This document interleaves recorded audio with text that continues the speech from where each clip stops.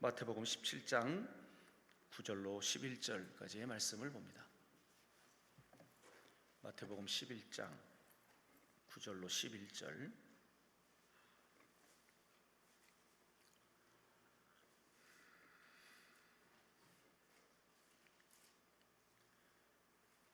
마태복음 17장 9절로 11절. 다 함께 9절로 11절까지 합독합니다. 그들이 산에서 내려올 때에 예수께서 명하여 이르시되 인자가 죽은 자 가운데서 살아나기 전에는 본 것을 아무에게도 이르지 말라 하시니, 제자들이 물어 이르되 그러면 어찌하여 서기관들이 엘리야가 먼저 와야 하리까 하나이까? 예수께서 대답하여 이르시되 엘리야가 과연 먼저 와서 모든 일을 회복하리라. 아멘. 남대문교회 손윤탁 목사님이십니다. 오늘 본문을 중심으로 너희가 본 것을 이라는 말씀을 선포하실 때 큰 은혜 되시기 바랍니다. 오늘 목사님 나오실 때에 할렐루야로 하나님께 영광의 박수 올려드립니다. 할렐루야.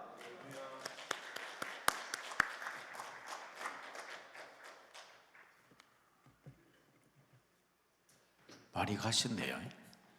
아침 시간 늘 보니까 오전에 더 많은 분이 참여하고 오후가 되면 비가 와서 오늘 또 남아 계실 줄 알았는데 많이 돌아가셨습니다. 응답받고 가신 줄로 믿습니다. 그러나 우리 남아있는 우리들이 더 큰 은혜, 더 큰 능력 받으시고 돌아가시기를 주님의 이름으로 축복합니다.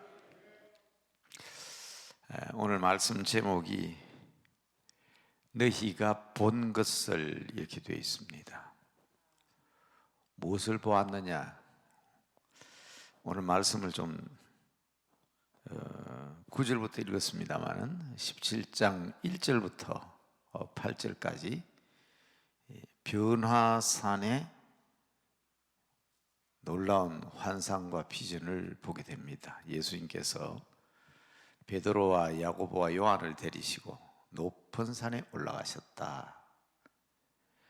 그 높은 산이 어디냐? 제가 성지순례 가서 보니까 그 안내하는 사람이 그 이스라엘 평원에서 이렇게 바라보면 다볼산이라는 산이 있어요. 저 산 이름이 왜 다볼산인지 아느냐? 다 보인다고 다볼산이라고 한다.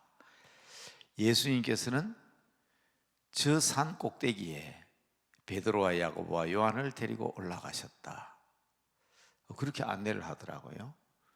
그래서 제가 교회를 좀 갸우뚱했습니다. 그 다볼산이 이스라엘 평원 북쪽에 있는데 머깃도 언덕이라는, 우리는 흔히 그것을 마지막 아마겟돈 전쟁이 일어나는 마지막 장소가 될 것이다, 그렇게 얘기하는데, 그 머깃도 언덕은 그 이스라엘 평지가 말이에요. 저 아프리카에서 유럽으로 가도 그 길을 지나가야 되고, 아시아에서 유럽을 가도 그 길로 지나가야 되는 굉장히 중요한, 그래서 이 지구상에서 전쟁이 가장 많았던 언덕이 머깃도 언덕이다, 그렇게 얘기합니다. 또 한참 남쪽에 이렇게 쳐다보면 언덕이 있는데 그 언덕을 갈멜산 언덕이라고 하고요. 그래서 그 중간에 서서 저 북쪽을 바라보면서 저게 다볼산이라 하는데, 제가 교계를 왜 갸우뚱 했는가 하면, 제가 알고 있는 변화산은 헐몬산 꼭대기를 두고 저는 하는 것이다, 그렇게 가르쳐 왔거든요. 왜냐하면 오늘 마태복음 16장에 보면 예수님께서 제자들에게 물으시잖아요. 세상 사람들이 나를 누구라 하느냐? 선지자, 어떤 사람은 위대한 선생님 가운데 한 분이라고 합니다. 그러면 너희는 나를 누구라고 하느냐? 그때 베드로가 주는 그리스도시요 살아계신 하나님의 아들이니이다. 기억하시죠? 그게 바로 16장에 나옵니다. 예수님께서 제자들을 데리고 갈릴리 북쪽으로 가셨다고요. 그래서 제가 생각하기에는 우리가 수련회를 하게 되면, 대개 수련을 하게 되면 정말 어떤 경우에도 마지막 이 결단이 중요하고 결심이 중요하잖아요. 그래서 예수님께서 내가 누구냐? 너희는 누구라고 생각하느냐? 너희가 말하는 그리스도인데 베드로의 그 고백에 내 교회를 세우겠다 끝까지 했잖아요. 그런데 언제 그 남쪽까지 내려가 가지고 그 다볼산까지 올라갔을까? 그리고 그 다볼산은 말이 우리 말이 아니잖아요. 우리말 같으면 다 보인다고 다볼산이라고 이름을 지었다는 말이 통하는데 산 이름이 다볼산이라고 다 보인다. 기억하기는 참 좋은데 저는 조금 모르겠습니다. 그게 성지순례를 안내하는 사람이 한 번, 두 번 가이드 했겠어요? 그 나름대로 알고서 그렇게 하는 얘기지만 저는 성경을 근거로 해서 아니다. 저 북쪽 가이사라 빌립보 지방에서 예수님께서 주는 그리스도시요 살아계신 하나님의 아들이라는 고백을 들으시고 바요나 시몬아 네가 복이 있다 이를 알게 하는 내 혈육이 아니라 하늘에 계신 내 아버지다. 내가 내 믿음의 반석 위에 나의 교회를 세우겠다. 교회 없었어요 그때는요. 마가복음, 누가복음, 요한복음은 아무리 눈을 비비고 봐도 교회란 단어가 나오지 않습니다. 예수님 당시에는 교회가 없었습니다. 그래서 베드로의 고백을 들으시고 하겠다고 지금 말씀하신 거예요. 영어로 정확하게 I will build my church. 내가 내 믿음의 반석 위에 나의 교회를 세울 것이다, 세우겠다. 그렇게 미래로 말씀하신 거예요. 교회가 없었어요 그때는. 교회를 약속하시고 앞으로 교회를 통하여 어떤 일이 일어나게 될 것인가를 제자들에게 확실하게 신앙 훈련을 시키기 위해서 남쪽까지 다볼산 이스라엘 평지까지 내려가신 게 아니고 갈릴리 북쪽에 있는 헐몬산으로 올라갔을 것이다. 그게 제가 보는 성경 해석입니다. 주석가들에 따라서는 다른 방법으로 해석할 수 있겠지만 저는 성경이 있는 그대로 저는 그렇게 보고 있습니다. 그런데 거기에서 예수님이 놀라운 신비스러운 모습을 보여주셨다고요. 만날 그냥 예수 믿으면서 그냥 신비한 것만 자꾸 주시옵소서 하면 그건 바른 신앙생활 아닙니다. 우리 기독교는 신비주의를 배격합니다. 그러나 신비한 역사는 일어납니다. 믿으시기 바랍니다. 성경은 신비한 일로 가득해요. 정말 신비합니다. 그러나 신비한 것만 쫓아다니라고 하지 않습니다. 다시 말하면 예수 믿는 사람은 하나님의 자녀로서 권위가 있어야 돼요. 권위가. 이 권위가 필요하지만 권위주의자가 되면 안 되거든요. 나는 하나님의 아들이다 딸이다 나는 이런 권위를 가진 자다 하고 그걸 내세우거나 그러면 안 된다고요. 그래서 우리는 권위주의자가 되면 안 돼요. 그러나 그리스도인은 권위가 있어야 됩니다. 마찬가지로 우리 그리스도인들은 신비한 하나님의 능력을 보게 됩니다.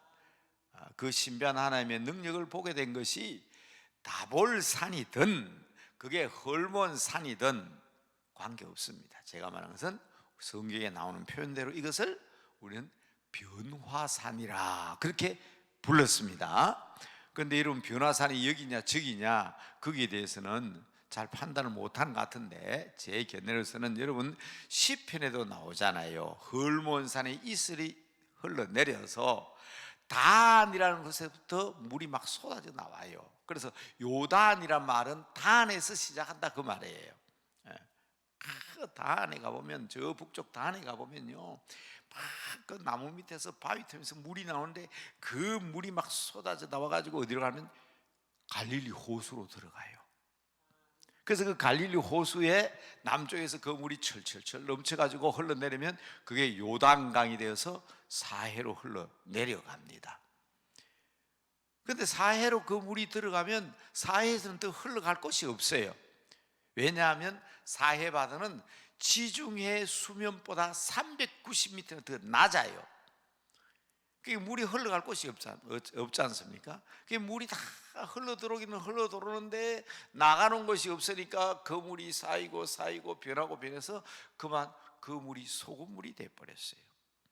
그래서 영어로는 데드시 죽은 바다 사해라고 부르지만 소금바다 염해예요. 염해. 그게 너무 짜와가지고 말입니다.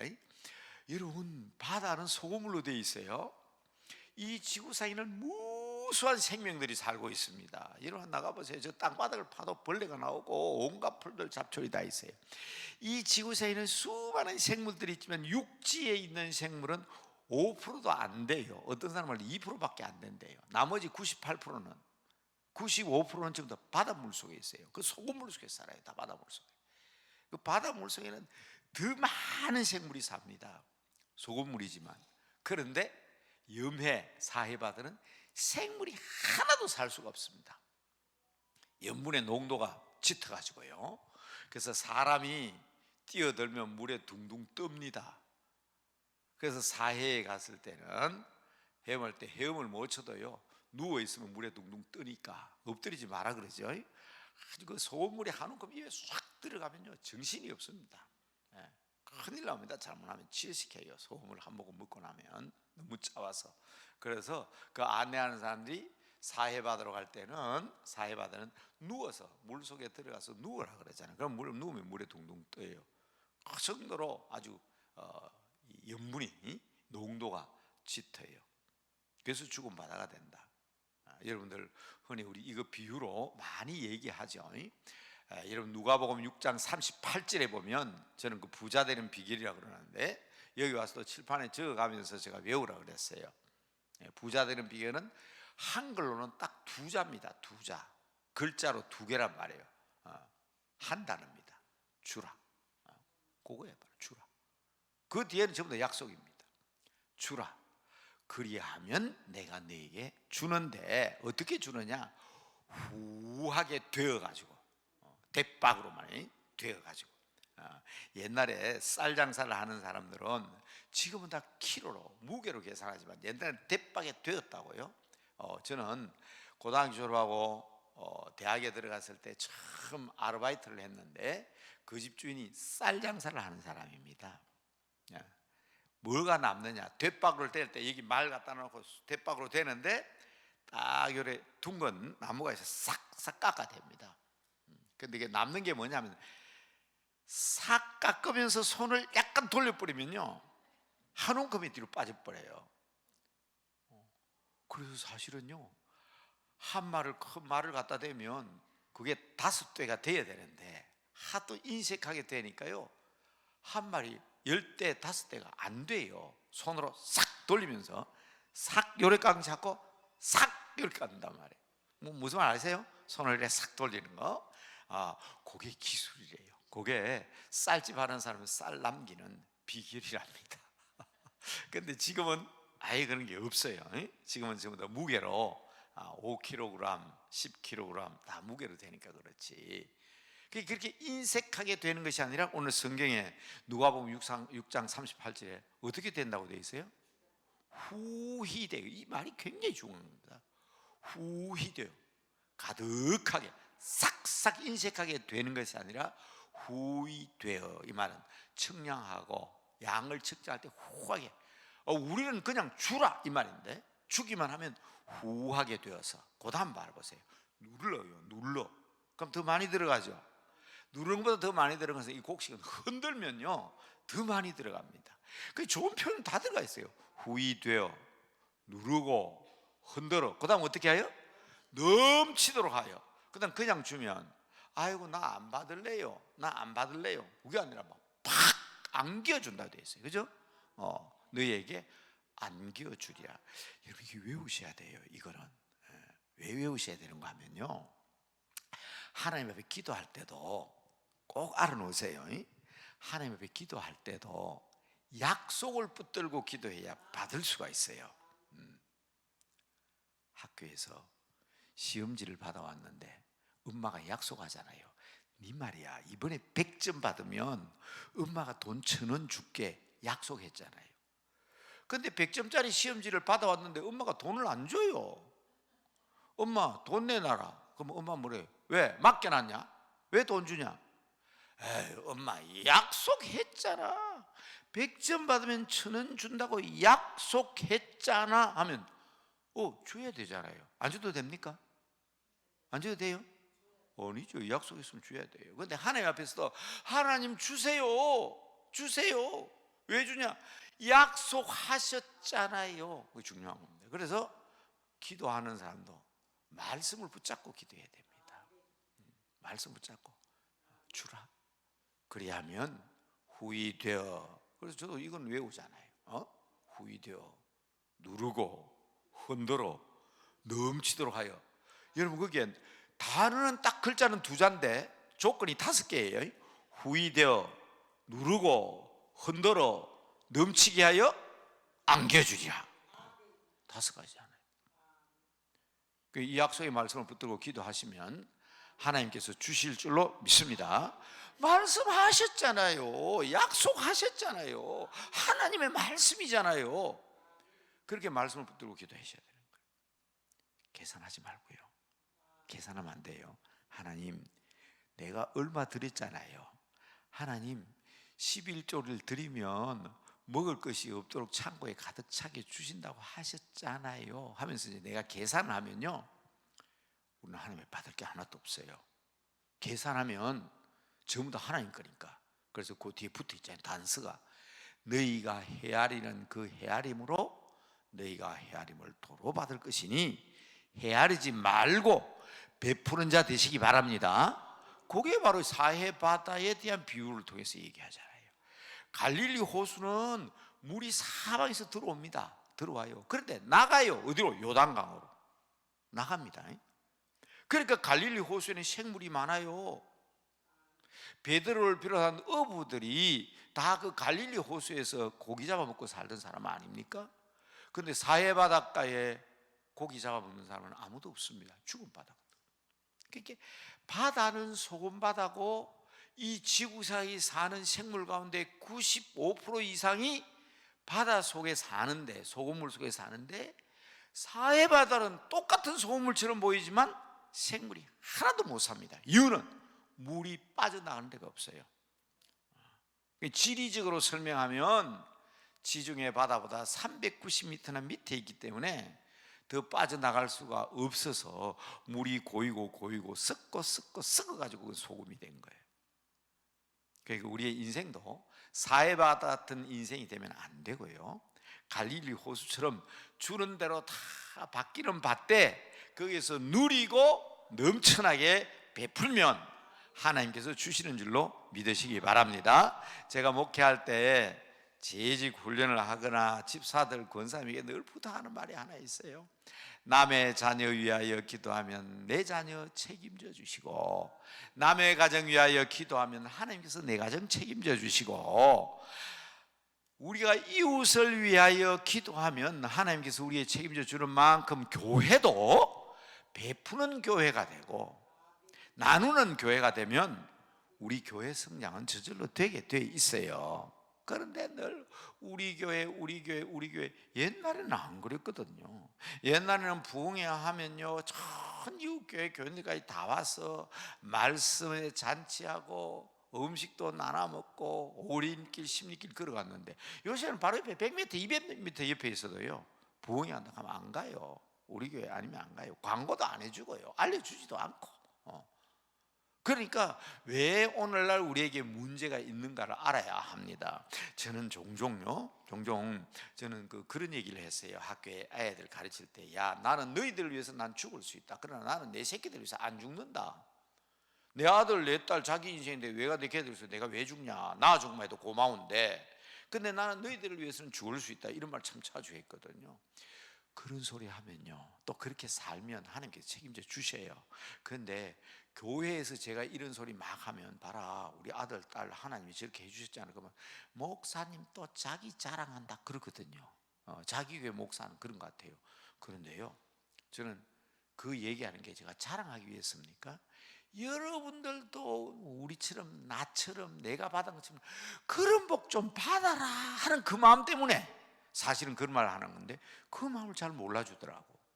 그러니까 오늘 여러분들에게 분명히 말씀드립니다. 그 갈릴리 호수에 물이 팍 쏟아져 들어오지만 그 갈릴리 호수가 사시퍼렇게 살아서 생물이 있는 갈릴리 호수에서 끝, 그게 아니라는 걸 알아야 돼요. 물을 뿜어내 놓잖아요.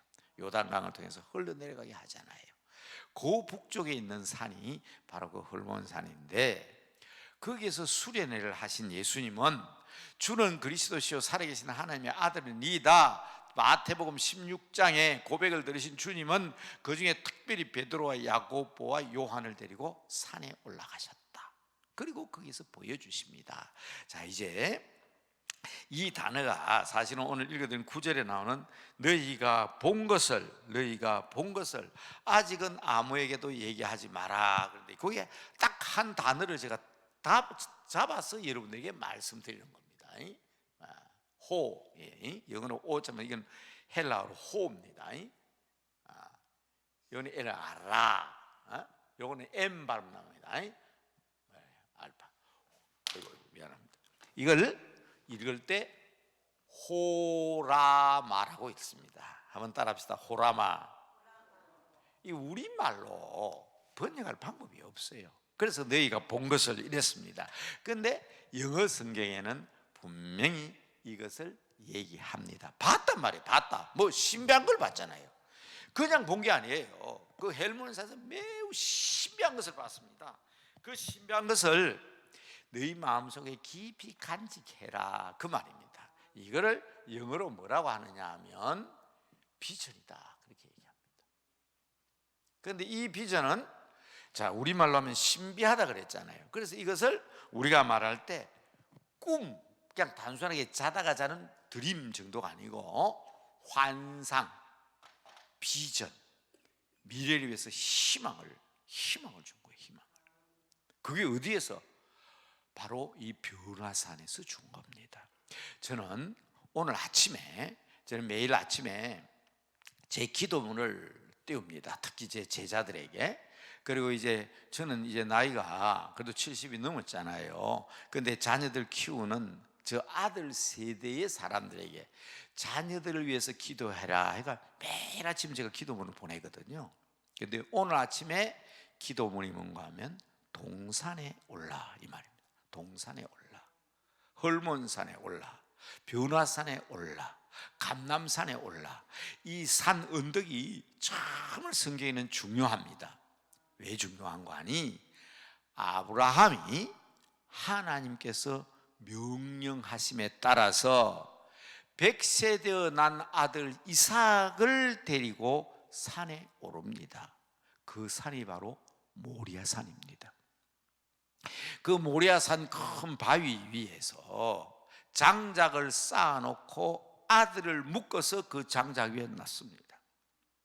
그리고 칼을 뽑아서 그 아들을 내리치려고 한 순간 아브라함아, 아브라함아 하나님이 소리를 치십니다. 왜? 아브라함보다 더 긴급한 것은 하나님입니다. 저놈이 칼을 내치는 순간 이삭은 죽잖아요. 그런데 그 이삭이, 그 장정이 100세 넘은 120살 가까이 되는 그 아브라함 밀쳐버리면 젊은 사람이 끝나는데 순순히 아버지에게 묶여가지고, 아버지, 장작은 있는데 재물은 어디에 있습니까? 하나님께서 예배하신다. 그리고는 그 아들을 거기다 눕혀놓고 칼로 내리치려고 하잖아요. 그래 하나님이 급해가지고 아브라함아, 아브라함아, 그 아이에게 손을 대지 마라. 그러면서 하나님께서 신비한 것을 허락해 주셨는데 그게 예비된 양이잖아요. 네? 그 아들을 대신해서 예비된 양을 그 모리아산에 드리게 했다. 물론 궁극적으로 구약 성경은 신약의 그림자이기 때문에 창세기 3장 15절에 나오는 여인의 후손도 예수님을 상징하지만은 그 예비된 양 예수 그리스도를 통해서 우리의 죽음을 대신해서 영생을 주시는 놀라운 그러한 계시로 이해를 합니다만은 그 언덕이 뭐냐? 모리아산입니다. 다윗이 말이에요. 하나님 앞에 성전을 지어야 되겠는데 이거 어디에다 지어야 되냐? 그러다가 산을 하나, 언덕을 하나 샀습니다. 그 산이 바로 모리아산입니다. 그래서 지금 예루살렘에 가면요, 예루살렘에 가면 그것을 지금은 모슬렘 사원이 되어 있지만 이렇게 교회가 이렇게 있습니다. 황금 사원이라고 해요. 황금 사원. 그러니까 지금은 사실은 모슬렘 여기 못 들어가요. 지금은 못 들어갑니다. 아직 성지 순례 자체도 못 하잖아요. 전쟁이 잦아가지고. 그런데 제가 1992년에 갔을 때는 여기 들어갈 수 있었습니다. 신발을 벗고 들어가는데 참 신비해요. 이 바깥에는 이스라엘 군인들이 지키고 있어요. 근데 이 안에 이스라엘 사람 못 들어가요. 왜? 하나님의 지성소에 들어가면 죽는다고요. 그러니까 모슬렘들이 여기다가 그냥 자기들 황금 사원을 지어놨지만 바깥에는 이스라엘 군인이 지키고 안에는 모슬렘 교도들이 왔다 갔다 한다고. 근데 안에 들어가면 아무것도 없어요. 지금 못 들어가는 거 뭐지? 저는 직접 제 눈으로 보고 왔으니까 사진을 못 찍게 해서 사진을 못 찍었지만 맨발로 들어서 보고 왔습니다. 안에 뭐 있냐? 바위가 있어요. 큰 바위가 있어요. 아무것도 없어요. 큰 바위만 있어요. 맨발로 들었는데 그 바위가 뭐냐? 모리아 산의 바위입니다. 그래서 아브라함이 자기 아들 이삭을 저 바위에다가 장작을 쌓아놓고 칼로 내리치는 순간 그게 하나님이 나타나셨잖아요. 그게 어느 시대? 다윗 시대에 이 산을 샀고요. 그 아들 솔로몬이 성전을 짓는데 여기는 지성소다 해서 지성소 자리에다가 그걸 넣었어요.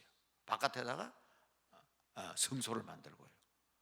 그러니까 지금도 모슬렘들은 여기서 마호메트가 말을 타고 하늘로 올라갔다 해가지고 신성한 바위라 하지만 유대인들은 여기가 바로 아브라함이 자기 아들 이삭을 드렸던 바위다, 지성소다. 그래서 지금도 있어요. 그러니까 이스라엘 사람들은 여기는 못 들어가고 이 바깥에 보면 옛날 이제 성전 그 담을 쌓아놨잖아요. 성전 쌓아놨는데 그 다 돌 위에 돌 하나도 남지 않고 예수님 말씀하셨죠. 마가복음 13장에도 돌 위에 돌 하나도 남지 않고 다 무너지리라. 다 무너졌는데 이 바깥에 보면 돌들이 몇 개 남아 있어요. 그 남아있는 돌이 성전될 벽이니까 그것을 지금 우리는 뭐라 그러냐면 통곡의 벽이라고 합니다.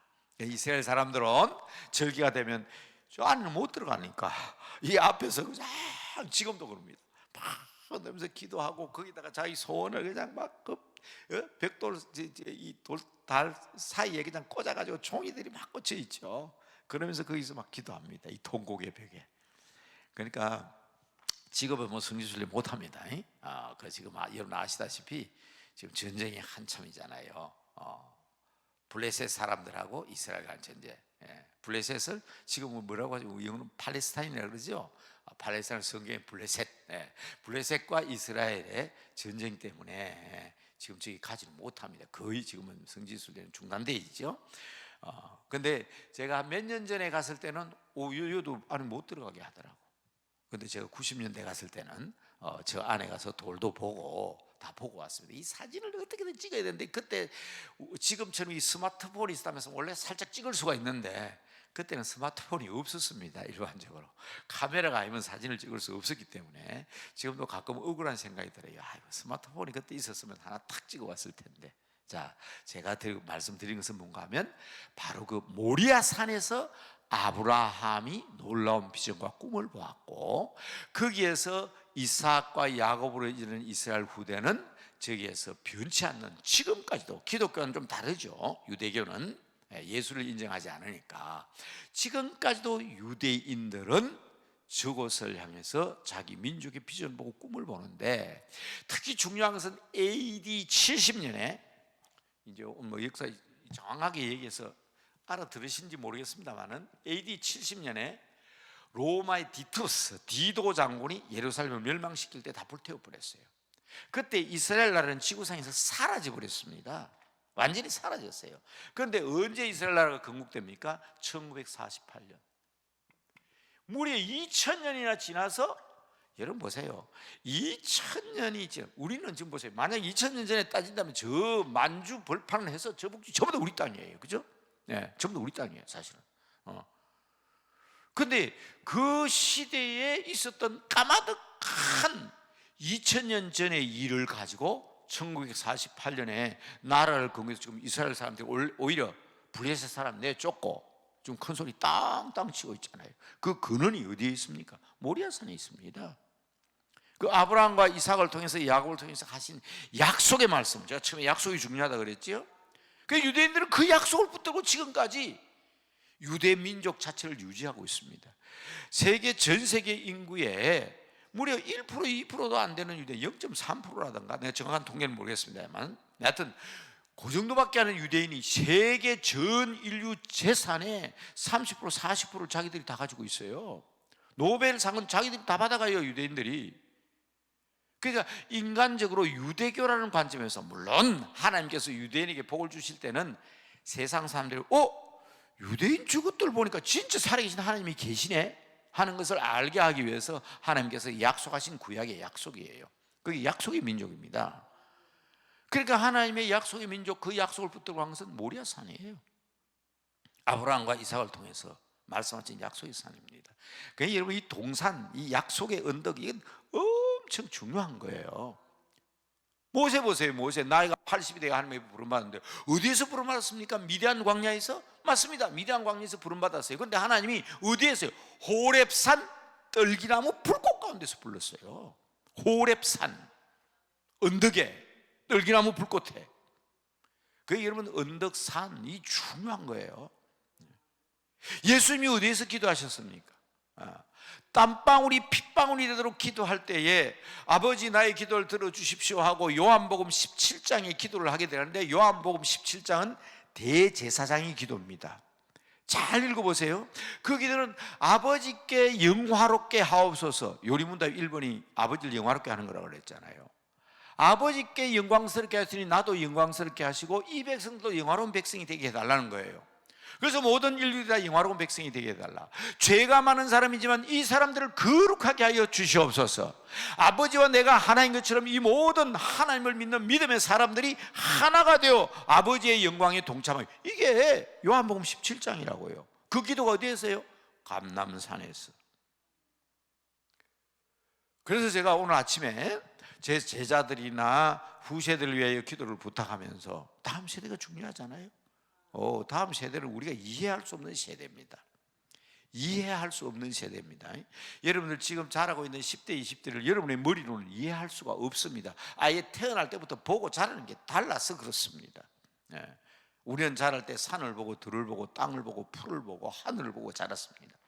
그러나 지금 40대, 50대마도 자랄 때에 그런 거 보고 자란 사람들이 아니에요. 학교 가도 콘크리트, 벽도 콘크리트, 도로도 콘크리트, 집도 콘크리트, 전부 다 그냥 콘크리트만 보고 자랐어요. 그래서 그분들이 이제 하는 얘기는 전부 다 과학, 콘크리트, 뭐 문명 이런 거 얘기합니다.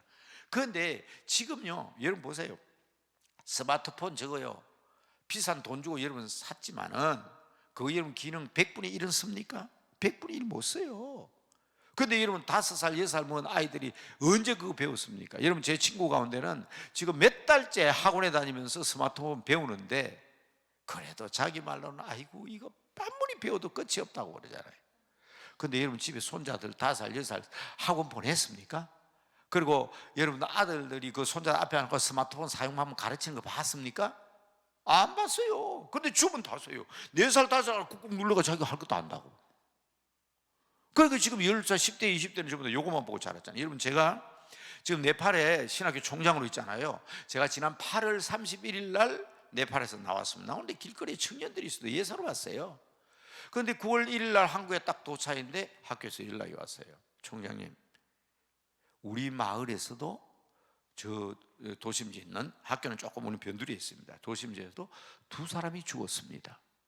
카트만두에서는 전부 다 19명이 죽었습니다. 20대 청년들이 들고 일어나가 데모를 하는데, 한국 데모하고는 좀 달라요. 민간인들은 손 안 대고 상점 손 안 대세요. 총리 공간을 불태워버렸어요. 내무부 장관이 도망가 버렸어요. 총리 부인이 불에 태워 죽어버렸어요. 그리고 막 완전히 막 무정부 상태예요. 그런데 뭐 좀 끝나는 거지. 그런데 참 일반 시민들은 안 그랬대요. 그 이유가 뭐냐? 요거 여러분 그 옛날에 영국이 인도를 식민지로 삼았잖아요. 근데 네팔은 점령을 못했습니다. 왜냐하면 그 전부 다 그냥 막 히말라야 산 꼴짝꼴짝인데 그 어떻게 구석구석 다 들어갑니까? 그러니까 그들이 생각해낸 것만 하면 네팔의 청년들을 불러가지고 군인으로 삼았습니다. 용병으로. 근데 그 일이 지금도 네팔은 그거 가지고 먹고 살아요. 용병 형태처럼 하루에 카트만두 공항에서 외국으로 나가는 청년이 2,000명이에요. 2,000명의 젊은이들이 매일 외국으로 나갑니다. 한국에도 어마어마하게 들어와 있습니다. 그 외국에서 돈 벌어가지고, 그래서 그거 먹고 사는 사람들입니다. 관광 수입은 제한돼 있습니다. 우리처럼요 이 손씨 집안, 김씨 집안, 박씨 집안 하는 것처럼 셀파족들, 그 셀파족들이 산의 눈길에 그 히말라야 등정하는데 안내를 하는 역할에서 관광 수입으로 먹고 삽니다. 그런데 제가 있는 신학교는 라이족입니다. 라이족. 그 라이족은 우리 한국 사람과 굉장히 비슷하게 생겼습니다. 거의 한국 사람과 구별이 안 됩니다. 순수한 라이족은 이제 인도네시아 여러 족속끼리 결혼을 해가지고 아버지 성을 따라서 라이족 하니까 그게 한국 사람 비슷한 거지. 지금 겉으로 봐도 표가 안 나요. 그런데 순수한 라이족은 우리 한국 사람과 거의 똑같습니다. 네. 근데 그런 많은 족속들이 뭘 먹고 사냐? 딱 찾으면 나와요. 지금도 국민 소득이 1,400불인데 관가 수입보다는 전부 다 옛날 용병처럼 외국에 나가가지고 돈 벌어와가지고 그거 보내주니까 먹고 삽니다. 그런데 정부가 뭘 끊으려고 해요? 요거 끊어버리는 거죠. 핸드폰, SNS, 이거 끊어버리려고 한 거예요. 그거 끊어버리면 20대 30대 죽는 거예요. 외국에 돈 벌고 고향에 연락하고 고국에 연락하고 전부 다 SNS인데 스마트폰 쓰고 통신인데 이걸 잘라버리려고 하니까 완전히 뒤집힌 거예요. 눈에 보이는 게 없는 거예요. 왜냐하면 그 애들은 이것만 보고 태어난 사람들인데, 그러니까 그냥 바로 막 총리 공간을 불태우고 총리 안에도 불에 태워 죽이고 막 데모를 하는데 그냥 군인들이 당하지를 못해요. 경찰도 당하지를 못해요. 물불을 안 가리는 거예요. 왜? 아무것도 없는데. 왜냐면 그들은 그 있는 아름다운 산, 푸른 하늘, 들판이 안 보입니다. 콘크리트 벽이 안 보입니다. 이것만 보이는데 이걸 안 보고 소경을 만들고 들고 일어나는 거죠. 그러니까 여러분들, 하늘을 보고 땅을 보고 자라신 여러분들이 젊은 20대, 30대, 10대를 보고 내 생각과 같아야 된다고 생각하면 그건 오산입니다. 저는 옛날부터 그런 말이 했어요. 70대의 생각과 20대의 생각이 똑같다면 그건 발전이 없습니다. 발전이 없습니다. 20대가 70대와 생각이 같아야 되겠어요? 뭔가 달라야지. 그런데 희한하게 저 넓은 세계를 받아보면서 그만 이렇게 갇혀버렸어요. 이거 어떻게 해야 되겠습니까? 그래서 여러분, 제가 쓴 글마다 보면 Next generation은 different generation이다. 한국말로는 다음 세대는, 글자 한 자리요, 다른 세대다, 이 말이에요. 영어로 하면 Next generation은, 다음 세대는 different, 다른 세대다. 이거 이해하지 못하면 안 됩니다. 여러분들이 지금 현재 10대, 20대에게 무슨 교훈을 해가지고 그들에게 바른 길로 인도한다는 것은 기본적인 예절이나 한국인으로서 신앙적인 어떤 기초는 가르쳐야 되겠지만 이 보통 심각한 문제가 아닙니다.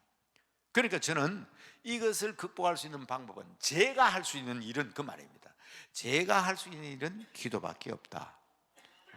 그래서 그걸 시작한 2, 3년 됐지만 매일같이 저는 그걸 보냅니다. 이제 관계된 사람들, 혹시 방송을 듣고 있는 사람 가운데 제가 관계된 사람은 압니다. 시차가 나잖아요. 독일과 여기는 낮과 밤의 차이입니다. 네팔과 여기는 3시간 15분 차이 납니다.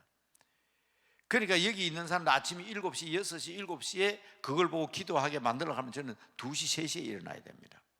그래도 한 번도 안 빼먹었습니다. 지난 몇 년 동안 매일 아침 씁니다. 기도문.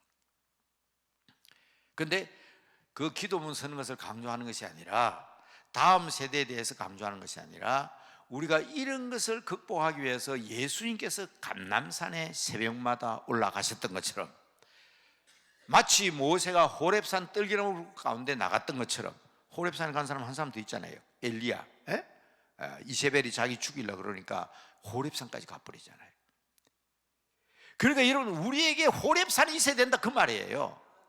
우리에게 필요한 감람산이 어디냐, 우리에게 필요한 호렙산이 어디냐, 우리에게 필요한 모리아산이 어디냐를 찾아야 합니다.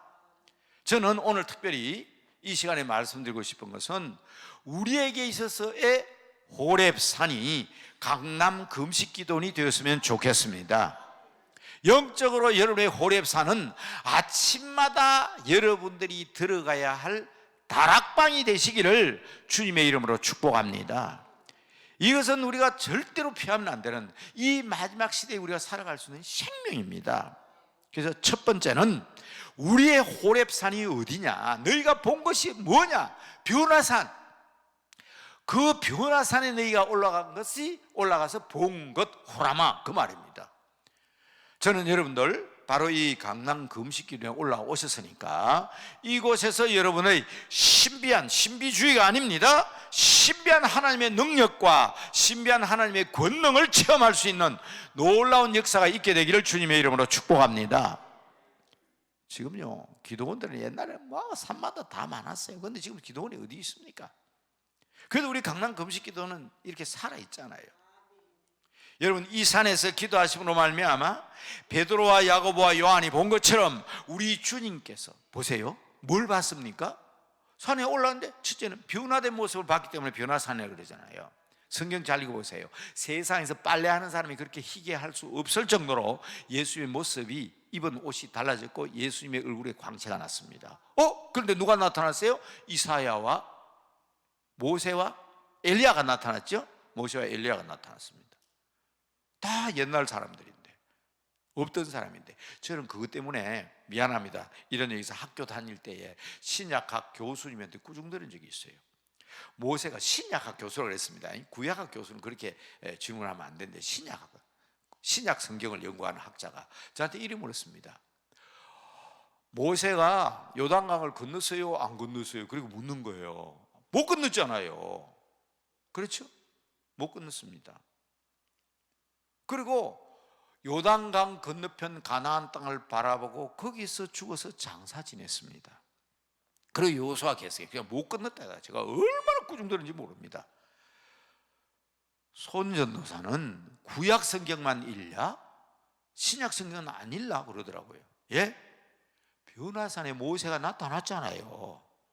그래서 그분의 얘기는 모세가 변화산에 왔는데 왜 못 건넜다 하느냐, 그 말이에요. 예. 근데 조금 넌센스 같기도 하지만 또 신약학 교수는 의뢰이 그렇게 얘기할 수도 있죠. 그러니 제가 그 기억에서 잊을 수가 없어요.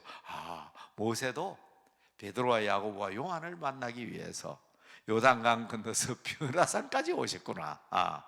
여튼 봤어요. 근데 제일 중요한 것은 뭔가 하면 정신을 딱 차리고 보니까 너무 황홀해가지고 막 그 신비에 빠져가지고, 그렇게 신비주의는 안 되는 거예요. 신비함에 빠져버리면 안 돼요. 신비한 모습을 보고 정신을 차려야 돼요. 이게 하나님께서 내게 이런 신비한 능력과 경험을 하게 하는 이유가 뭔가를 알아야 됩니다. 여러분도 그렇지만 아마 그럴 거예요. 자기 신비한 경험 얘기하면 간증거리 많을 거예요. 여러분, 제가 같은 경우에는 신비한 경험이 한두 개겠습니까? 근데 여기 빠지면 안 돼요. 빠져가지고 막 베드로가 소리를 치거든요. 선생님, 여기다가 초막을 3개 짓겠습니다. 하나는 예수님, 하나는 모세, 하나는 엘리야. 우리는 풀밭에 땅바닥에 그냥 자도 좋습니다. 그 정도로 신비하고 그 정도로 좋은 거예요, 변화산이. 그런데 예수님께 얘들아 정신 차리라, 내려가자. 눈을 딱 보니까 예수님밖에 안 보였어요. 여러분, 예수님만 바라볼 수 있는 하나님의 사람들이 되시기 바랍니다.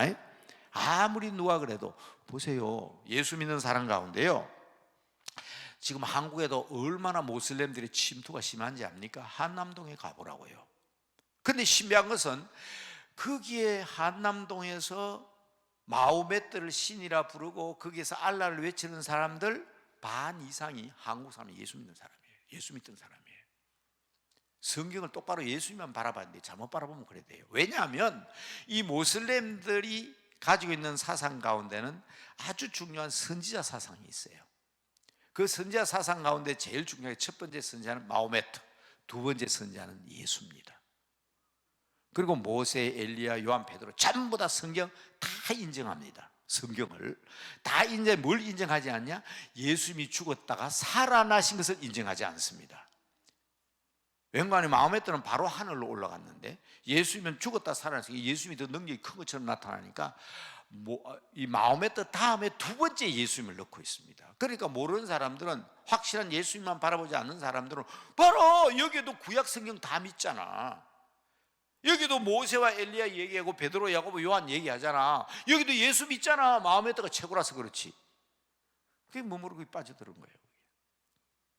아셔야 됩니다. 그 사람들이 말하는 알라라는 말은 하나님이란 말입니다. 혹시 인도네시아나 말레이시아 갔다 온 사람은 이상하다 이럴 거예요. 그분들은 하나님을 다 알라라고 합니다. 하나님을 알라라고 합니다. 그 단어 자체가 하나님이라는 뜻이에요. 알라란 말이. 그게 마음에 또 표현으로 알라죠. 우리는 여호와 그는 알라 아니냐? 아닙니다. 그 사람들의 용어 자체가 하나님은 용어 자체가 알라라요. 알라. 그게 속으면 안 되거든요. 그래서 제가 지금 얘기한 대로 이런 식으로 가르치면요, 예수님만 바라봐야 될 사람들이 아이고 그게 마음에 떠가 보이면, 마음에 떠 하나 앞에 딱 보이면 그냥 신앙이 뒤집히는 거예요. 그래서 거기에 가면 이 예수 믿는 사람 똑바른 신앙, 신비한 능력을 체험했을 때 예수님만 바라보지 아니하고 다른 것 바라보면 그런 현상이 생기는 거예요. 아주 조심해야 됩니다. 누구만 바라보자고요? 예수님만 바라보자. 그래서 히브리서 12장 1절에 우리를 온전케 하시닌 예수 그리스도만을 바라보는 하나님의 사람들 되시기 바랍니다. 자, 첫 번째 제가 말씀드린 것은 우리가 올라가야 되고 우리가 보게 될 바로 나의 감람산, 나의 변화산, 나의 호렙산, 나의 모리아산, 바로 나의 기도의 선지. 우리 목사될 사람은 다 신학교 다니면서 선지동산의 말을 쓰잖아요. 아름다운 강남 금식 기도는 따라합시다. 우리의 기도의 동산. 아름다운 동산에서 하나님의 신비한 능력을 체험하시고 예수 그리스도만 바라보는 바른 믿음 가지는 여러분들 되시기를 바랍니다. 자, 두 번째로는 이겁니다. 호람하는 비전이라고 그랬다 이 말이에요. 비전. 장차 있게 될 영광을 베드로와 야고보와 요한에게 보여주신 겁니다. 우리는 기다리는 사람들입니다. 따라합시다. 기다리는 사람들. 첫 번째는 여러분 동산이라고 그랬습니다. 기도의 동산. 나의 모리아산, 나의 감람산, 나의 호렙산, 나의 변화산이 어딘가를 분명히 하자. 그것이 바로 강남 금식 기도원이 되기를 바라지만 때에 따라서는 우리 아침에 기도의 언덕, 나의 다락방, 내가 공부하는 공부방, 그것이 바로 우리의 기도의 아침 언덕이 되시기를 주님의 이름으로 축복합니다. 그것도 안 하면서 예수 믿는 사람이 하면 안 돼요. 신앙 측정할 때 옛날에 우리 선배들은 뭐라 그랬습니까? 그 처녀 신앙 좋나? 나 몇 년 그러면 되나? 아이 그럼 새벽 기도를 안 빠지는데 그 신앙이 측정이었어요. 물론 그게 다가 아니잖아요. 우리가 이성적으로 생각해 보면. 그러나 옛날엔 다 그랬어요. 그 총각, 말도 마라. 그 총각은 반드시 새벽에 기도하고 출근한다고. 걔가 보통 아니야. 학교 갈 때 꼭 교회 와서 기도하고 간다고. 그만큼 우리는 새벽을 귀하게 여겼습니다. 첫 시간이잖아요. 첫 시간. 주일을 왜 우리는 주일로 지키면 첫날이잖아요. 그러니까 바로 이 동산이 우리에게 꼭 필요하다. 다른 건 다 놓쳐도 저희 집에는 최근 들어서 40절 동안 결혼하고 매일 아침마다 반드시 새벽 기도를 했고 반드시 그냥 가정 예배를 드렸지만 지금은 저희 집사람과 하나 더 하는 게 하나 더 있어요.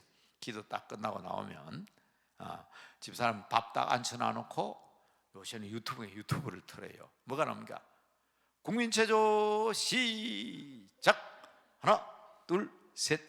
그래서 저희 집사람과 지금 그건 한 달째 그게 그렇게 좋은 줄은 몰랐어요. 그래서 제가 어제 건강에 대해서 잘 아는 분에게 제가 그랬어요.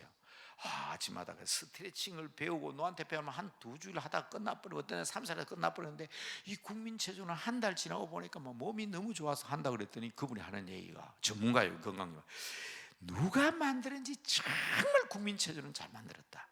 스트레칭도 다 나오고 우리 집사람 이거 제일 좋아해요. 하지만 허리에 살이 쭉쭉 빠지는 것 같아요. 그냥 이거 하니까 등배 운동도 그죠?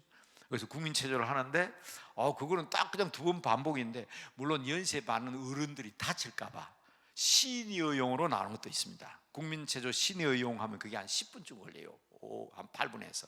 근데 일반용은 한 5분쯤 걸립니다. 하루아침에 5분만 하는데 아침에 산책하는 것도 중요하고 등산하는 것도 중요하지만 저도 등산을 엄청 했잖아요. 저는 옛날에 여러분 제가 몸무게가 82kg에서 85kg까지 나가던 사람이에요.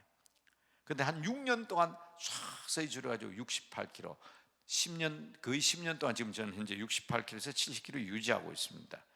하루에 15,000번씩 걸었으니까 무지하게 걸었죠. 근데 지금 생각하니까 국민체조만큼 신선한 게 없는 것 같아요. 기도오래 와가지고 기도하는 사람에게도 희한한 걸 얘기하는데, 그죠? 영적인 것만 얘기해야 되는데, 그런데 여러분 우리 영혼이 담고 있는 육체잖아요, 그렇죠? 그럼 한번 실험해 보세요. 유튜브에 가서 국민체조 이렇게 찾으면 나와요. 우리 초등학교 다닐 때 했잖아요. 저는 초등학교 선생을 12년 했는데 제가 처음 선생할 때는 국민체조 아니었어요. 보건체조였어요. 보건체조. 근데 이제 끝날 때 돼가지고 온 국민에게 보급해야 되는 데서 국민체조인데 지금 현재 40년, 50년이 지나도 안 바뀌었어요. 지금 국민체조는 그대로예요. 아마 그만큼 모든 사람들이 극찬을 한대요. 허리, 등배, 점점 이 심장으로부터 먼 데서부터 옵니다. 팔 운동, 다리 운동, 목 운동.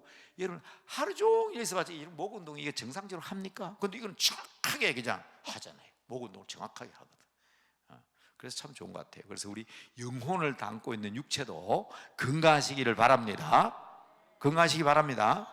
여러분 우리 식구들끼리 같이 모여가지고 집에서 아들, 딸, 손주들 같이 하면 더 좋아요. 자, 그런데 두 번째로는 이런 산이 첫 번째지만 두 번째 말씀드린 것은 바로 환상, 꿈, 비전, 이 체험이 있어야 됩니다. 이 체험이 있어야 됩니다. 저는 결혼식 주례할 때 항상 믿음, 소망, 사랑을 얘기합니다. 가정은 믿음이 있어야 돼요. 부부가 서로 믿어야 되고, 부모는 자식을 믿어야 되고, 자식은 부모를 믿어야 되고, 엄마는 아빠를 믿어야 되고, 아빠는 엄마를. 이 믿음이 충만한 가정이 돼야 복된 가정 아닙니까? 믿음, 소망. 근데 두 번째 소망이 참 중요합니다. 아무리 힘들고 어려운 일이 있어도요, 꿈이 있고 소망이 있는 사람은 극복해냅니다. 이겨냅니다. 왜? 꿈이 있으니까. 꿈이 있으니까. 그래서 옛날에 우리 어머니들은 8남매, 9남매, 10남매 이렇게 돼도요, 그 엄마 아빠들이 힘들어하지 않았던 것은 아이들에게 그는 꿈이 있었기 때문에 그렇습니다. 근데 시대가 변하니까 요사이 젊은 부모들은 자식들에게 대한 기대, 뭐 기대할 것도 있냐, 다 자기 같은 줄 알고, 그래서 애기 안 낳으려고 그러잖아요. 그게 소망을 안 두고 있어서 안타깝기 그지없습니다. 꿈이 있으면요, 소망이 있으면 아무리 어려워도 다 극복해냅니다. 그래서 저는 결혼하는 신혼부부에게 늘 그럽니다. 오늘이야 신랑같이 좋다고 마주보고 생글생글 웃고 하지만 힘든 일, 어려운 일이 있을 때 꿈이 없으면 좌절하고 낙심하고 언제 사랑했냐 하고 그런 거다. 그러니까 두 사람이 처녀총각 때 만날 때 꿈은 결혼하자 했으니까 이제 결혼했으니까 새로운 꿈을 가지고 그 꿈을 향해서 소망을 가지고 나가는 사람이 되라. 우리 그리스도인에게 꿈은 하나님 나라입니다. 영생하는 나라입니다. 그 나라입니다. 바로 이 제자들이 베드로와 야고보와 요한과 함께 산에 가지 않았지만 그 12제자들, 가룟 유다 12제자들이 다 꿈을 가지고 있기 때문에 전부 다 순교했잖아요. 전부 순교했습니다.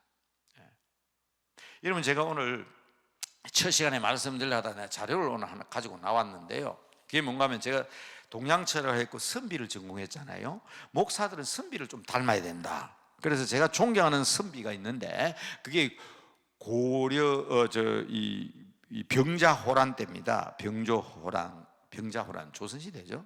병자호란 때 남한산성으로 피신을 했습니다. 그 남한산성으로 피신을 했을 때 삼전도의 굴욕이라고 있잖아요. 우리나라 조선의 왕이 청나라 왕 앞에 그 삼전도라는 것에 있어서 무릎을 꿇고 참 비극적인 역사적 현실이 있습니다. 그때에 그 나라를 그 병자호란 때에 바로 이 오랑캐들을 말이에요, 아주 배척했던 사람들이 있어요. 그런데 명령이 떨어졌어요. 어디부터 명령이 때문에 청나라에서 배척했던 놈 잡아오라 이거예요. 그래서 맨 먼저 잡혀간 사람이 야포 홍익환이라는 사람입니다. 그리고 그 후에 그 다음에 나온 게 이제 오달재, 윤집 이런 사람인데, 제가 왜 그분들을 존경하냐면 이 야포 홍익환이라는 사람은요, 잡혀가다 선양에 갔어요. 갔을 때 중국 청나라의 황제가 나왔어요. 그런데 무릎을 꿇지 않습니다. 무릎을 꿇으라 하니까 이 무릎이 니한테, 내가 청나라 황제한테 무릎 꿇으라고 있는 무릎인 줄 아냐? 나는 무릎 꿇을 수 없다. 그래 그 자리에서 바로 맞아 죽었습니다. 그 한 사람으로 분이 안 차니까 또 그냥 삼전도에 굴욕이 있으니까 또 요구를 하는 거예요. 청나라를 반대한 놈 두 놈만 더 잡아와라. 그러니까 오늘 오달재라는 사람과 이 사람 뭐 방법이 없는 거예요. 뭐 나라가 힘이 없으니까 죄 없는 사람을 지금 청나라로 갖다 바치는 거예요. 바치면 다 죽게 돼요. 그러니까 그 자기들을 배척했다, 배신했다는 그 명목을 세워가지고 우리 조선의 학자들을 그렇게 처참하게 죽이려고 하는 거예요. 그게 누가 뻑하면 오달째죠. 오달째. 예, 이름이 제가 아까 메모해가 왔는데, 예, 맞습니다. 오달째라는 사람이에요. 이 오달째 사람이 이제 가게 된 거예요. 그때 이제 주위에 있는 사람이 어차피 니 청나라 가면 죽는다. 그러니까 막 여기서 자결을 해라. 그럽니다. 그때 이제 오달째가 한 말이 여기에 나오는데요. 뭐라고 이렇게 나옵니다. 사람은 반드시 죽나니 스스로 죽을 것을 찾음으로써 죽이는 자에게 죽는 자가 절개와 의리를 이기고 죽어야 즐겁지 않겠느냐. 내가 죽어도 억울하게 이어서 내가 자살해 죽으면 너무 억울하다는 거예요. 그래서 나를 죽이려는 사람이 오히려 즐겁게 해줘야 되지 않겠느냐. 좀스러운 사나이에 순절하는, 자기 스스로 자살하는 사람을 째째한 사람으로 봤습니다. 좀스러운 사나이에 작은 절조라고 조소하면서 자기는 청나라로 갑니다. 물론 가면서 국경을 넘으면서 쓴 시가 너무나 마음에 들어서 제가 이렇게 복사를 해왔는데 그것까지 지금 소개할 시간은 없고요. 제가 하는 말은 뭔가 하면, 어차피 우리가 선비들이 가진 기계가 뭔가 하면, 한번 내가 마음 먹고 그렇게 하기로 했으면 죽음으로서도 끝까지 내 절개를 지킨다. 내가 왜 내 스스로 내 목숨을 끊냐. 나를 죽이고자 하는 사람 즐겁게 해주자. 그리고 우리 조선 구해야 되지 않겠냐. 그래가지고요, 오달째가 결국은 잡혀서 또 죽습니다. 윤집. 그래서 이것을 삼학사라 그럽니다. 군인들이 아니에요. 다 세 사람 다 학사입니다. 그래서 삼학사라 그럽니다. 참 억울하죠. 나라가 힘이 없으면 그런 거예요. 때때로는 저는요, 이런 말 해도 되나? 우리나라가 국방의 문제가 중요하잖아요. 그래서 제 아들은 지금도 저 오스트리아에 갔습니다. 지난주일에 미네네 갔습니다. 저 지난주에는 캐나다 갔다 왔습니다. 미국에 갔다 왔습니다. 나라를 지키기 위해서, 국방의 문제를 위해서 산지사방 쫓아다니는 걸 보면서, 그래도 사나이 대장부가 꿈을 가졌으면 나라를 지켜야 되겠다. 정권이 누구냐가 문제 아니라 대한민국이란 나라를 외세로부터 지키기 위해서 학문적으로 해야 될 일은 학자니까, 정치학자니까 해야 될 일은 다 해야 되지 않겠느냐고 저는 그렇게 보고 기도하고 있습니다. 근데 중요한 것은 우리 믿음의 사람은요, 그런 이 세상에 있는 나라를 위해서가 아닙니다. 이 세상에 있는 민족을 위해서가 아닙니다. 영원한 하나님 나라를 위한 비전과 꿈을 가져야 되는데 그걸 지금 봤잖아요. 이 사람들이 그걸 봤잖아요. 그러니까 죽음으로 생각하지 않고 다 베드로는 거꾸로 십자가에 못 박혀 죽었고, 그렇죠? 야고보는 최초의 순교자입니다. 사도행전에 나오는 최초의 순교자, 목베어 주고 있습니다. 야고보를 딱 죽여보니까 헤롯 왕이 인기가 좀 있거든. 유대인이 좋아한다 싶으니까 베드로도 잡아 죽여야 되겠다 해서 감옥에 갖추는 기사가 사도행전에 나오잖아요. 요한은 가장 오래 살았습니다. 요한계시록까지 쓰고 죽었습니다.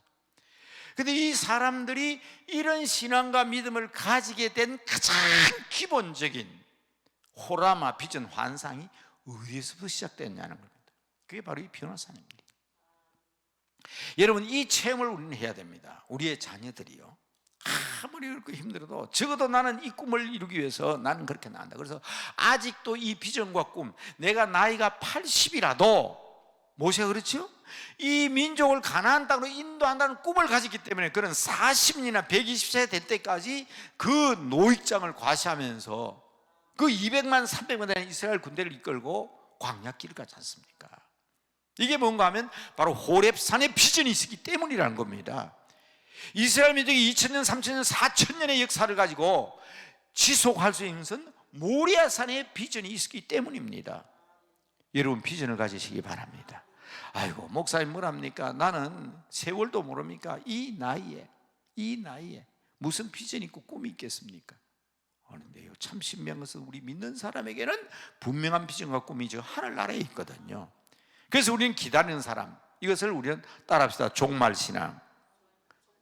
따라합시다. 종말신앙. 다른 말로 할까요? 기다리는 사람들. 뭘 기다립니까? 하나님 나라를 기다리는 사람으로서 우리가 좀 억울한 때가 있고, 이웃에게 모함을 당하기도 하고, 교회에서 나는 열심히 일한다고 일했는데 참 교회라고 신비한 곳입니다. 왜냐하면 온갖 사람들이 다 돌아있기 때문에 나는 정말 깨끗하고 정결해서 사는데 가장 전혀 상상도 하지 못했던 그런 억울한 소리를 들을 때도 있습니다. 없습니까? 저는요, 목사니까 그런 소리 수없이 들어도 한 번도 대꾸해 본 적이 없습니다. 당연한 거예요, 당연한 거. 왜냐하면 우리는 그 나라에 가면 다 밝혀지는데, 그걸 가지고 그냥 법정에 가가지고, 그래요, 제보고 그랬습니다. 목사님, 제 명예만 회복시켜주면 이거 포기하겠습니다. 법정에 취소하겠습니다. 당신은요? 나도 마찬가지. 나도 내 명예, 내가 한 건 다 잃어도 이 명예 하나 가지고 살았는데 내 명예 때문에 나는 이거 포기할 수 없다. 그럴 때마다 제가 한 얘기가 있어요. 종놈들이 무슨 낯짝이 있고 종놈들이 무슨 명예가 있냐, 그렇잖아요. 주인의 명예가 더 중요한 거지. 에? 예수님의 얼굴에 먹칠을 하든 예수님이 어떤 비난을 받든 상관없다, 내 명예만 회복되면 된다, 이게 그리스도인입니까? 정말 우리 그리스도인들은요, 이거 바로 해야 됩니다. 여러분, 교회 한 가보세요. 그런 사람들이 있습니다.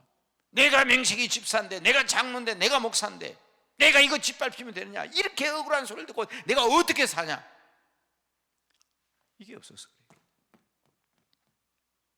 종말 신앙을 가진 사람은 참고 또 참고, 이것까지 참고 또 참고 또 참아야 됩니다. 그러면서 마음속에 변하지 아니하는 그 목적을 향해서 나가는, 세상 따지고 보면요, 초대교회 교인들만큼 억울한 사람이 뭐가 있습니까? 그들이 무슨 잘못을 저질렀습니까? 천국의 비전을 가지고 예수 믿고 찬양하고 노래하고 뭐인 죄밖에 돼 있습니까? 이웃을 구제했다고 봉사하고 베풀고 가난한 사람 옷 입히고 먹을 거 주고 한 거는 그거밖에 없는데 들키면 다 뭐가 잘렸거든. 그보다 더 억울한 일이 어디에 있냐고요. 그런데 그거를 못 참는 거예요, 오늘날 이 시대에 사는 사람들은. 그래서 제가 말씀드린 것은, 네가 본 게 뭐냐? 바로 하늘의 비전을 보고 내일을 바라본 사람 같으면 하나님이 계신다는 사실을 확실히 믿으시고 끝까지 승리하는 하나님의 사람들이 되시기를 주님의 이름으로 축복합니다. 자, 마지막으로 말씀을 마치면서 기도해야 되겠습니다. 이 세 가지 얘기했는데 지금 두 가지밖에 얘기 안 했는데 또 시간을 왜 이렇게 잘 가는지. 그러나 우리는 시간이 다 하나님 시간입니다. 저는 선교하는 사람이잖아요. 선교제에 가보면 목사님이 시간이, 목사님 차가, 그럼 제가 하는 말이 있어요. 선교는 집이 길이고 길이 집이다. 여기에 우리 집이었네. 특히나 선교하는 사람들은 대한민국이 자기 고국이잖아요. 영원한 고국은 하나님 나라잖아요. 그런데 무슨 안달이 나가지고 아무리 쫓아가도 그건 대한민국 아니에요. 아무리 쫓아가도 그건 하나님 나라 아니에요. 그 길이 집이고 길이 집인데 거기에 대해서 뭐 안달하지 말자. 정말 중요한 것은 우리가 하나님 앞에 응답받고 하나님의 뜻대로 바로 사는 것 아닙니까? 그러니까 여러분, 호라마를 가지고 비전을 가지고 가는 사람은 바로 이러한 은혜 때문에, 이러한 능력 때문에 꺾이지 않고 끝까지 믿음 지키면서 살아갈 수 있는데, 그게 종말 신앙이고 그게 기다리는 사람들이고 그게 바른 신앙입니다. 이 체험 꼭 하시게 되기를 바랍니다. 그래서 마지막으로 세 번째 제가 기도할 것은 간단히 제목만 말씀드리겠습니다. 하나님, 우리도 이 체험을 하게 하옵소서. 우리도 이 체험을 하게 하옵소서. 첫째는 변화산, 두 번째는 호라마, 세 번째는 체험입니다. 우리도 이 체험을 하게 하옵소서. 우리도 이 경험을 하게 하옵소서. 그래서 흔들리지 않는 믿음을 가지게 하옵소서. 그렇게 기도하는 여러분들 되시길 바랍니다. 자, 이제 남은 시간은 바로 이 동산에 올라왔으니, 이제 무릎을 꿇게 되었으니 이제 하나님 보여주시옵소서 하는 겁니다. 신비주의는 아니지만 바로 이 강남 금식 기도에서 여러분 비전을 보셔야 합니다. 꿈을 보셔야 합니다. 그냥 내려가지 마십시오. 은혜 받을 때까지, 능력 받을 때까지. 여러분, 내려가면 안 돼요. 아브라함이 흉년이 들어가지고 여기 못 살겠구나 하고 내려갔어요. 어디로? 애굽으로. 그죠? 애굽으로 내려갔어요. 마누라 뺏겼다고 큰 낭패를 당했다고. 그래서 하는 말이 베델로 올라가자.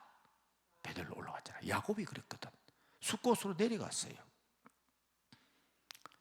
자기의 하나뿐인 딸이 이방 족속에게 욕을 당했습니다. 그때 아들들을 다 모아놓고 그 아들들이 다 살인자가 돼버렸잖아요. 내려가고 숲곳에 내려가서 자기를 위하여 집을 짓고 우리가를 지었다가 다 땅에 묻어라. 너희가 그렇게 원하고 원한 게 이 보석 아닙니까? 그 보석들 전부 다 가져와라. 땅이 다 묻었습니다. 이 세상 사람들은 황금을 원하는데 그 황금을 땅에 다 묻었다고. 그리고는 우리가 베델로 올라가자 그랬습니다. 여러분, 선한 사마리아 사람의 비유에서도 예수님께서 그렇게 말씀하셨습니다. 어떤 사람이 거룩한 도시 예루살렘을 등지고, 성경에 분명히 그렇게 있습니다. 예루살렘으로 내려가다가 강도 만났습니다. 선한 사마리아 비유에서도 여리고로 내려가지 말고 예루살렘으로 올라가지. 왜 내려가냐? 목사님들이 그렇게 얘기하시더라고요. 그런데 자, 중요한 것은 내려가면 안 되지만 반드시 내려가야 될 일이 있습니다. 그게 바로 뭐냐면 사명 가지고 내려가는 겁니다. 비전을 가지고 내려가는 겁니다. 할 일이 있어서 내려가는 겁니다. 그게 모세가 바로 애굽으로 내려가는 길이었습니다. 왜? 저 백성들을 구원해야 되기 때문에. 그냥 내려간 거 아니에요. 그 손에 능력의 지팡이를 들고 내려갔어요. 그냥 내려가면 안 됩니다. 그래서 제가 지금 드리는 말씀은 내려가면 안 되지만, 그러나 우리가 이 산에서 영원히 살 수는 없습니다. 이제 강당 금식 기도원에서 이런 기도 마치고 내려가야 되는데 빈손 들고 내려가면 안 됩니다. 능력의 지팡이. 그 지팡이 뭡니까? 던졌더니 뱀이 되었습니다. 꼬리를 잡았더니 다시 지팡이인데 그 지팡이에요. 그 지팡이를 짚고 갔다고. 그러니까 그 지팡이로 땅을 치니까 티끌이 이가 되고 강물이 피로 변하고 홍해바다가 갈라지고 있잖아요. 바로 그 능력을 가지고 내려가셔야 합니다. 여러분의 손이 하나님 앞에 기도하는 손인데 말입니다. 이 품속에 넣었더니 뽑았더니 하얗게 나병이 걸려 있었잖아요. 다시 넣었다가 다시 보니까 깨끗해졌잖아요. 그 손입니다. 그 손. 그러니까 여러분, 바로 이 능력을 이 동산에서 체험하시고 내려가셔야죠. 그것은 지금 제가 여러분 바로 드릴 수는 없습니다.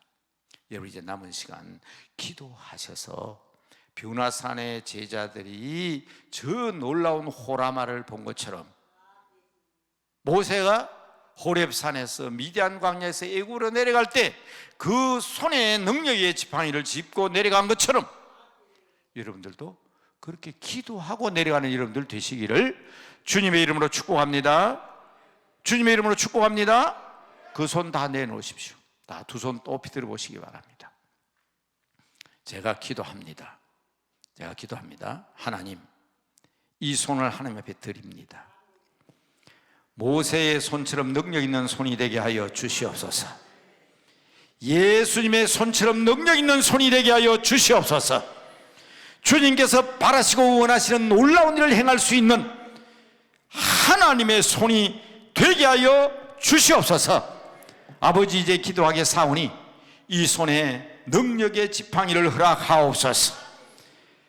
뷰나산에서 살아가는 제자들이 평생 잊을 수 없는 놀라운 체험을 통하여 아버지의 영광을 위하여 순교하는 귀한 사명자들이 되었던 것처럼, 아브라함이 이삭의 손을 잡고 모리아 산에서 내려올 때에 먼 미래에 약속하신 언약의 말씀을 가슴에 품고 내려왔던 것처럼, 모세가 이스라엘 민족을 향하여 기도하며 지도자로 세움받았던 것처럼, 저희들도 이 산을 하산할 때는 우리의 가정과 가족들을 위해 헌신하는 우리의 손길이 되게 하여 주시옵시고, 우리의 머리끝부터 발끝까지 오직 예수 그리스도 안에서 주님만 바라보고 주님 주시는 능력을 가슴에 품고 내려가는 저희들 되게 하여 주시옵소서. 이제 부르짖어 기도하겠사오니 하나님 고쳐 주시옵시고, 새롭게 하여 주시옵시고, 건강하게 하여 주시옵시고, 능력 허락하여 주시옵소서.